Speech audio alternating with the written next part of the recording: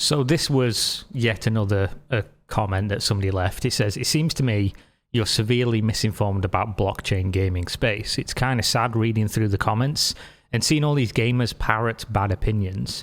What you do is look for the worst examples, do little research and make videos about them."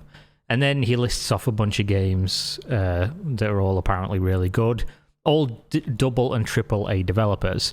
Now, I don't think this is what I do. I think the blockchain gaming space is a joke. I think they find me, and I think the worst examples, pretty much all of them. He's named some here, we're going to go through them. But within this, the only one I really have any actual knowledge of is Mirandus, which is what I replied about. It isn't out. The only footage was entirely stock assets thrown together. Looked like a pre-alpha for an MMO from 2008. This isn't even mentioning the absolute garbage economy model that means no gamer will play it regardless. But that's what you people do. Ignore common sense, push this awful narrative that this is what people want. So Mirandus, this is the first article that pops up when you go on this guy's Twitter. He retweeted this one from 8-Bit Tendies. Fantastic news source. But here we go. Let's look at Mirandus game overview. What are we missing here? Is this what's going to prove me wrong? The game world is expansive, with 5 grand cities that can be owned by players and filled with opportunities for crafting, trading, and socializing. Now, when they say owned by players, what you probably need to know is that they were selling land for this game before anyone had ever played it, which is in no way compatible with how normal people play games. And I'm comfortable saying normal people, because at this stage, there's 2 groups of people that look at games like this. People who want to play them and have fun, and people who want to earn money from them. The people who want to earn money from them are the people buying the stuff before the game even exists, because you've got to be on some like different level of shit for you to buy things from an unknown development studio, even if there's names in there that you recognize or that have done other things. That's irrelevant. Do you know how many big companies make shit games or make games for years that are bankrolled by someone else with millions of dollars that never come out, or that get cancelled, or just lack support? And that's not even looking at the ones that do come out in the MMO space that aren't good. And you're saying it's going to be all these amazing things that no other MMO is. Use a new technology. Use a new payment model where the people who buy in early before any of this exists are the ones that are the most powerful, the ones that have the most stuff, the ones that have the most fun. And that's somehow going to... You're putting your confidence in that. You're not then on the same team as the people who just want a game to come out and play it and have a good time. They're 2 completely opposing viewpoints. Is this all this is? Are they... Okay, so... Sailing in ships, irrelevant. Let's look at exemplars. These are the things you buy. I'm pretty sure you like character sheets or whatever. In Mirandus, players can choose from a variety of characters known as exemplars, each with their own unique skills and subclasses. The 5 main classes include elves, halflings, orcs, dwarves, and humans, each offering a different playstyle. There are only 1,000 elven exemplars in the entire game. I wonder how you get those. Do you want to play as an elf? Did you buy in before the game existed? No, so that's just locked off from you then. What a fantastic game design. Wow. Amazing. Period. These specializations will encourage players to work together, making the overall gameplay fun, challenging, and unique. Says who? Who says that? The most important resource in Mirandus is Materium. It can be used... Money. Let's be real. You know it. I know it. We all know it. The most important resource is not the one in Mirandus. It's fucking real money. Used to buy items, cast magic, craft and enhance equipment, level up, teleport, and reduce the revival cooldown after death. Materium can be gathered in-game or bought, and the player-driven economy creates a simulation of a real economy within the game. Mirandus is a game that promises to offer a new era of fantasy MMORPGs. With a vast open world, a variety of playable characters, and a player-driven economy, Mirandus is a game that will appeal to a wide range of players with different playstyles. The game's innovative approach to player-owned digital assets combined with Innovative approach. You buy them with real money. Innovative. Not the word I'd use. the use of blockchain technology means that items, characters, and land truly belong to the players. If you're interested in learning more about Mirandus, be sure to leave any questions you have in the video comments. So as you can see here, this is the cost of stuff. We went through this project before. We went through their website, and they were selling these fucking... They sell everything. Boats, characters, actual, like, buildings, plots of land. They sell everything. So you see all this stuff that's sold out. That means when the game comes out, you know, I'm using when, and that's being charitable in the first place. If the game comes out, that means that all this stuff's already owned. And you're going to have to buy it from somebody who bought it for pennies on the dollar, basically, before the game existed. And some people are going to say, like, oh, that's great. It's not. For everyone who wants to play a game and just have a good time, that's not. For everyone who wants to earn money, fantastic. If it works out, which 9 times out of 10, it doesn't. Even in normal games, 9 times out of 10, it doesn't. If you're telling me you're going to make an MMO that's going to be so good that I'm going to have to spend thousands of dollars before even seeing any of the gameplay or whatever else, and I'm going to have to invest into it, I'm going to tell you 100% of the time that is a terrible idea. I wouldn't even advocate pre-ordering something for $30 in this genre before you've seen people play it and have some kind of like knowledge of how much of a game is there. Because I've covered MMOs for years, and I've played MMOs since 1997, and I've played hundreds of them. They're almost always dog shit. So it just makes no sense, but we'll finish his final thoughts, I guess. An eye out for future videos that will explore the deeper game mechanics of this exciting new game from Gallic Games. Yeah, amazing. So in this, they say, there's so many new games coming out, it can be hard to choose which ones are worth your precious time. However, there is one game that is set to change the gaming landscape. Fuck off.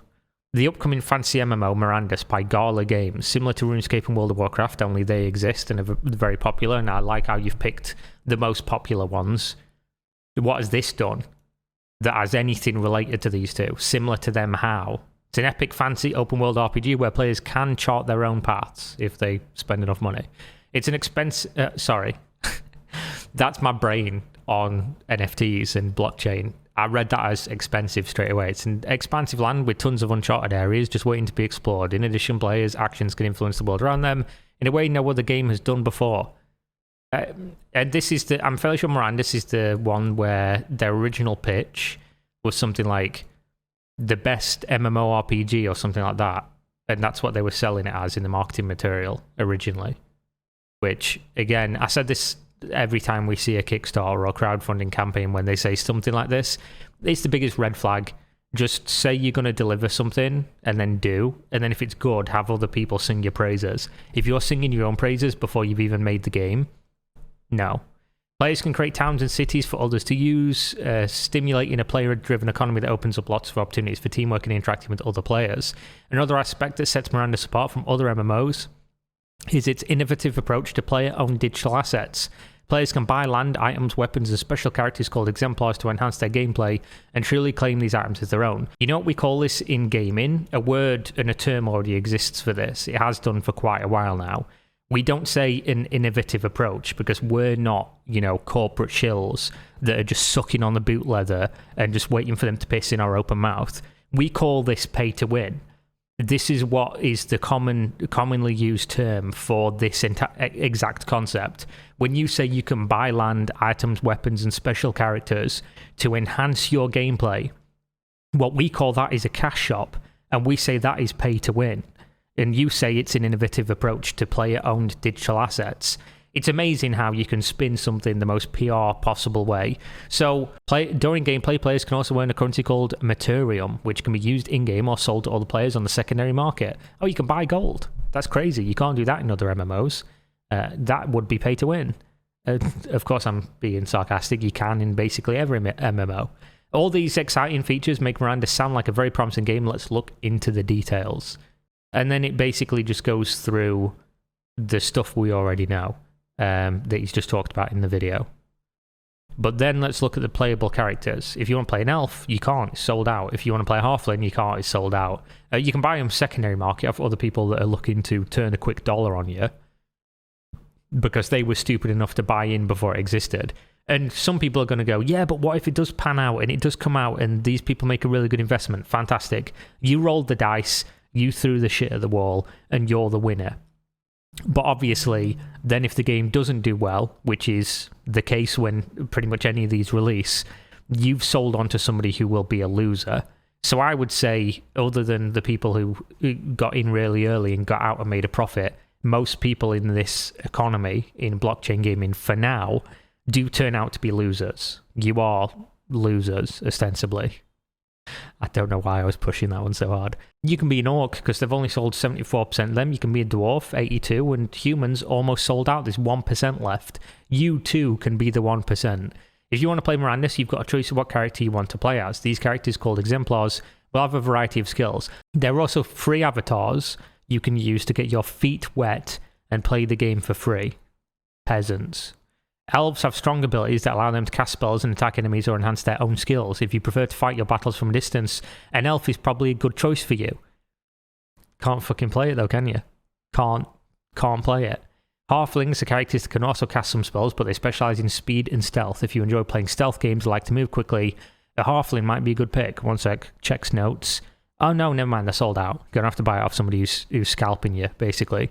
When PS5 came out, and everyone was like, oh, scalping's bad. Apparently, in blockchain, that's just acceptable. Oh, you want to play an elf, do you? Unlucky. I bought it. I don't have any intention to play. But I'll sell it to you for twice the price I bought it for.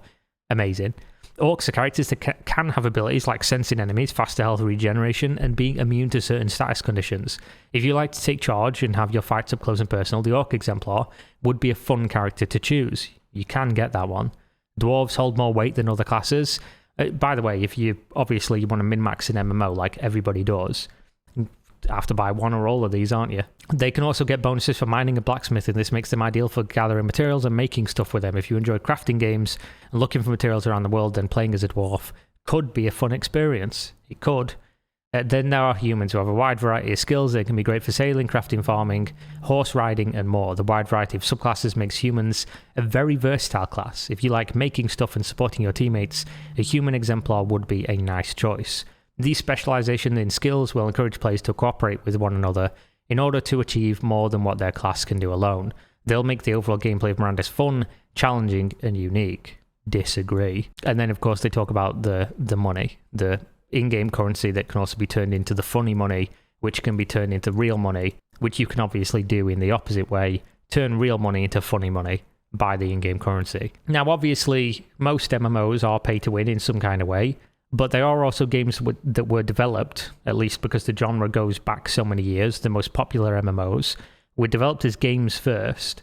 They have fun, and you can interact with them without paying a bunch of money, and you can interact with almost all the systems. Let's take, for example, World of Warcraft. You can definitely make an argument that WoW can be pay to win because you can literally buy gold through the WoW token, and then you can buy boosts in Arena, in PvE, in Mythic Plus, in basically everything other than collection aspects and personal enjoyment. You can buy boosts, which makes the game ostensibly pay to win. Pay to win obviously is a term that people often have a discussion around. Is pay for convenience a thing that makes pay to win? Is doing something faster that other people can do, or is it only exclusively for things that other people cannot do?